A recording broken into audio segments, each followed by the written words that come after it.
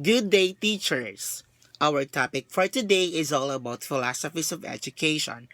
So, I will be sharing to you kung ano yung mga natutunan ko regarding with this topic. So, number one, we have the essentialism. So, what is essentialism? Essentialism is the most traditional philosophy of education.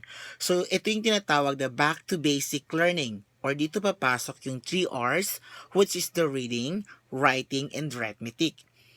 Essentialists believe that learning is one-way process. So ang halimbawa nito ay ang learnings ay from the teacher only or ito ay tinatawag na teacher-centered. Ibig sabihin, yung source or your fountain of knowledge ay galing lang kay teacher. Si teacher lang yung masusunod para sa learning ng mga bata. For number 2 is existentialism. Existentialism talks about the freedom to choose of what they wanted to do. Ibig sabihin, binibigyan natin ng freedom ang ating mga estudyante to choose what they wanted to do in the future. Binibigyan natin ng freedom yung ating mga estudyante na pumili ng mga bagay na gusto nila. Like for example, sa K-12 curriculum, di ba binibigyan natin ng freedom ang ating mga estudyante na mag-decide kung anong strand ang kukunin nila sa senior high school. But despite of this freedom, dapat alam nila ang responsibility nila or sa kanilang piniling choice. So next philosophy is perennialism. Perennialists believe that one should teach the things that one deems to be of everlasting pertinence to all people everywhere. So, ibig sabihin, ito yung mga bagay or yung mga natutunan nila na hindi nagbabago. May forever si perennialism. Ibig sabihin, kung ano yung mga itinuro nung unang panahon, ay dapat ganun pa rin ngayon. Example dito yung mga great books like Bible or Quran. 'Di ba yung mga nakasulat sa Bible ay kung ano yung nakasulat before ay ganoon pa rin yung nakasulat nga hanggang ngayon. Ibig sabihin kung ano yung mga natutunan nila noon ay dapat ginagawa or nagagamit pa rin nila ngayon. So it is not changing and my forever kay perennialism. Next philosophy is pragmatism.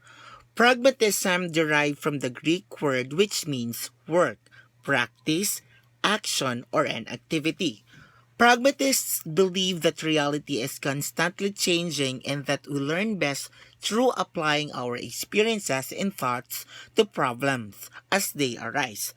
Ibig sabihin, kung ano yung mga itinuturo mo or itinuro mo sa mga bata, ay kailangang magamit nila sa kanilang future or in the future. So, it's all about application. Kung ano lang yung practical or kung ano lang yung useful, ay yun lang yung dapat ituro sa kanila.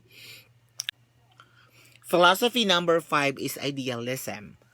Idealism's central tenet is that ideas are the only true in reality, the only thing worth knowing, and it focus only on reality. But there is perfection from the idea. Ang focus lang ng idealism is your only idea on your mind. The next philosophy is progressivism. Progressivism is one of the most famous philosophies and one of the modern strategies we use in teaching and learning process. It concerned with the learning by doing and purports that children learn best when pursuing their own interests and satisfying their own needs. Sabi nga ni John Dewey, if we teach today's students as we taught yesterday's, we rob them for tomorrow. Ibig sabihin, dapat ay iba din ang method natin right now na ginagamit para sa pagtuturo din natin sa susunod na mga araw. Dapat maging creative din tayo sa pagtuturo para din na din sa progress ng ating mga estudyante. Papasok na dito yung multiple intelligences. Kasi nga 'di ba, ang mga estudyante ay may iba't ibang klaseng intelligences or interest. So ano nga yung mga example natin ng multiple intelligence? Like for example, linguistic, logical mathematical, interpersonal, and so on and so forth. So that is progressivism. What about realism? So realism, the education should be based on essential and practical knowledge that exists independent of nowhere. Something must be real or true independent of a knower. Ibig sabihin, kahit walang nakakakita, still it exists in reality. We have an example. Example, pag sinabi nating bola or pag sinabi mong bola, kahit walang bola or kahit hindi nakikitang bola, still it exists in reality. Kasi in reality yung bola. Philosophy number 8. This theory implies that the learner responds to environmental stimuli without his or her mental state being a factor in the learner's behavior. Ibig sabihin, ang environment ay nakakaapekto sa pagkatuto or sa learning ng bata. Kaya nga 'di ba may tinatawag tayong conducive for learning.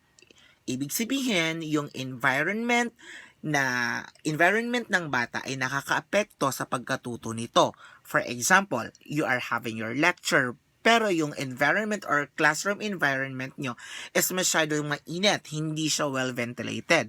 So, ang tendency, hindi matututo ng maayos yung bata dahil napakainit. Hindi magsisink in ng maayos yung mga learnings or yung mga discussions na itinuturo mo sa mind ng bata kasi nga, yung learning environment niya is hindi conducive. Next, we have constructivism.